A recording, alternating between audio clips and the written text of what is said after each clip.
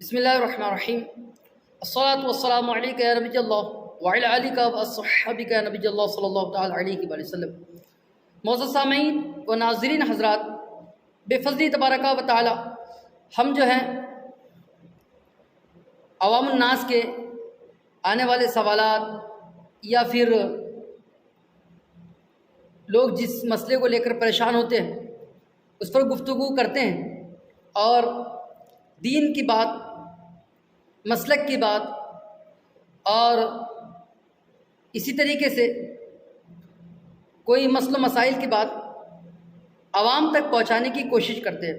چونکہ اس سے پہلے کا جو پروگرام ہمارا ہوا وہ پیر اور مریدی کے حوالے سے ہوا، اسی میں ایک بات یہ بتانا چاہتا ہوں کہ پیر کے جو اثرات ہیں، پیر کی جو صفتیں ہیں وہ مریدوں میں بھی آتی ہے۔ پیر اگر پاورفل ہے تو اگر پیر باعمل ہے نا تو بہت سارے مریدین بھی اس کے باعمل ہوتے ہیں۔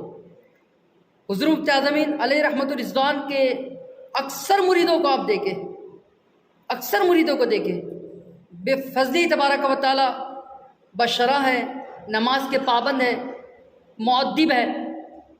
اس طریقے سے اعلیٰ حضرت کے جتنے مریدین آپ دیکھیں گے، پڑھیں گے کتابوں میں، تو آپ کو ملے گا کہ ایک سے ایک بڑے سے بڑے عالم بے فضلی تبارک و تعالیٰ ان میں گزرے۔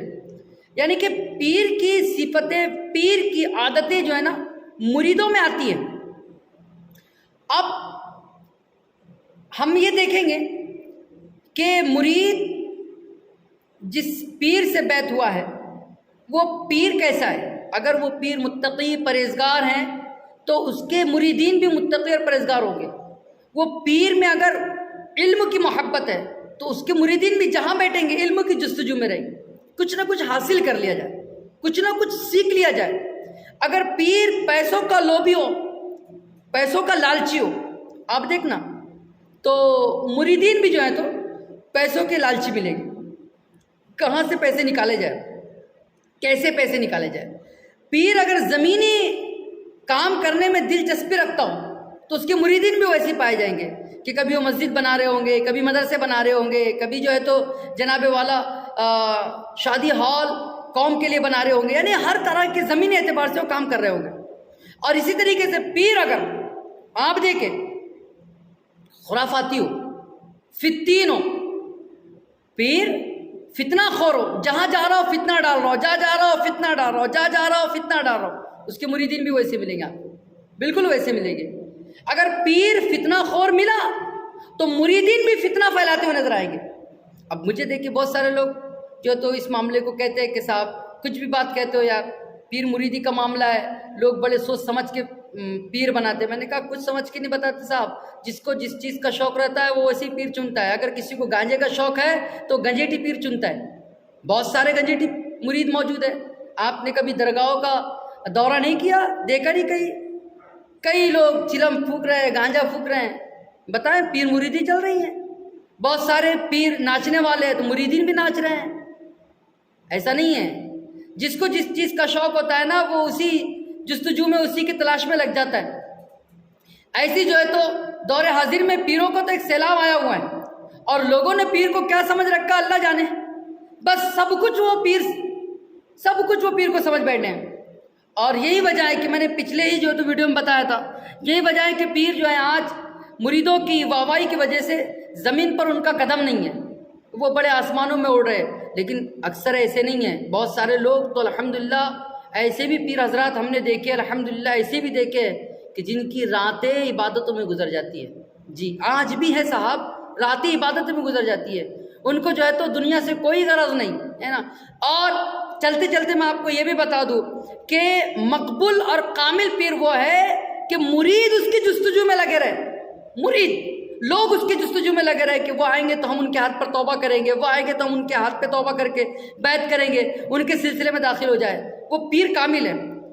اور اگر پیر خود مریدوں کے چکر میں ہو کہ میں نے وہاں پروگرام کرنا ہے، وہاں 1000 مرید بن جائیں گے، وہ دیہات میں میرا پروگرام لے لو، وہاں پہ 500 مرید بن جائیں گے، وہ شہر میں میرا پروگرام لے لو، وہاں پہ 2000 مرید بن جائیں گے، اسٹیج سے اعلان کرو، میری کرامتیں بیان کرو.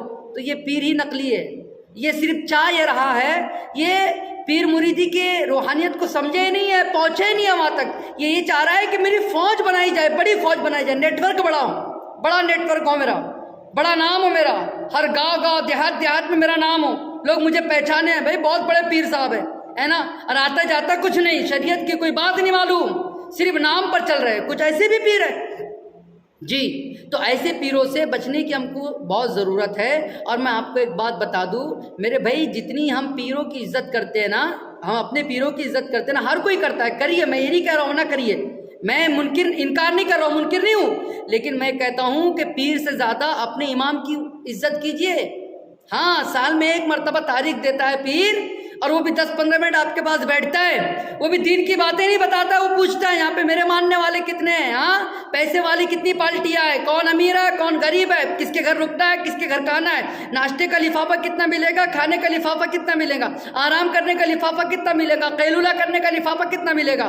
یہ پیر، ان کے پیچھے جو ہے تو ہم وقت ضائع کرتے ہیں. جو امام بیچارہ فجر بھی پڑھاتا ہے، ظہر عصر مغرب عشاء بھی پڑھاتا ہے، جمعہ بھی پڑھاتا ہے، بچوں کو جو ہے تو مدرسہ بھی پڑھاتا ہے، تمہارے گھر میں بچہ پیدا ہو اذان بھی دیتا ہے، ہاں اذان بھی دیتا ہے، فاتحہ ہو فاتح بھی کرتا ہے، میت ہو تو نلاتا ہے، دلاتا ہے، کفناتا ہے، دفناتا ہے، یہ تمام چیزیں کرتا ہے. یہ پیر سے زیادہ خدمت تمہاری کرتا ہے، یہ پیر سے زیادہ وقت تم کو دیتا ہے. لیکن افسوس کی بات ہے کہ تم اس کو نہیں مانتے، اس کی عزت نہیں کرتے، اس کی قدر نہیں کرتے، اس کے پیچھے تمہاری نماز نہیں ہو رہی ہے، اس کے پیچھے تمہارے معاملات چل رہے ہیں. اور پیر کیا آ رہا ہے تو جناب والا آپ ہاتھ باندھ کے ہوئے گھوم رہے ہیں. میں منکر نہیں ہوں، بانیے ہاتھ، بانیے پیر، بانیے اس کے سامنے لیٹ جائیے، مجھے اس سے کوئی مطلب نہیں ہے. لیکن صاحب امام کی عزت کیجئے، پیر کے چکر میں امام کو جناب والا غالیہ مت دیجئے، امام کو برا بلا مت کیجئے.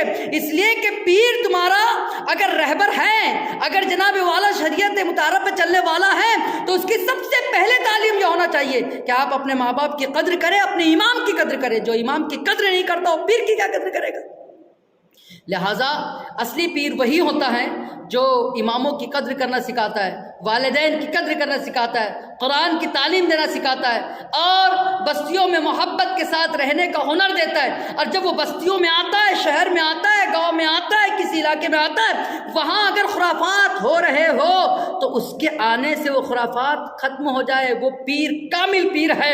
اور اگر ایسا پیر جس کے آنے سے خرافات بڑھ جائے، جس کے آنے سے فتنہ پھیل جائے، جس کے آنے سے لوگ منتشر ہو جائے، تو پھر صاحب آپ خود سوچئے، آپ کو اتنا تو دماغ دیا نا اللہ تعالیٰ نے، اتنی تو عقل دی نا اللہ تعالیٰ نے، کتنی بھی عقل نہیں ہے آپ کے پاس کہ آپ یہ سوچنے پہ مجبور ہیں کہ جب تک ہمارے پیر صاحب نہیں آئے تھے تو سب ماحول ٹھیک تھا، ان کے آنے کیا ہوئے تو صاحب اب ہمارے گھر میں نہیں بن رہی ہے، بستی میں نہیں بن رہی ہے، جناب والا ہمارے شہر کے اندر انتشار پڑا ہوا ہے. تو لہٰذا میں نے آپ کو یہ بات بتانی تھی کہ پیر ایسا چنیے جو وقت کا کامل بھی ہو، عالم بھی ہو، متقی بھی ہو، پرہیزگار بھی ہو، اور جس کی نگاہ سے ہماری تقدیر بھی سنور جائے، ہمارے علم میں اضافہ بھی ہو جائے، اور ہمارے بگڑے ہوئے کام بھی بن جائے.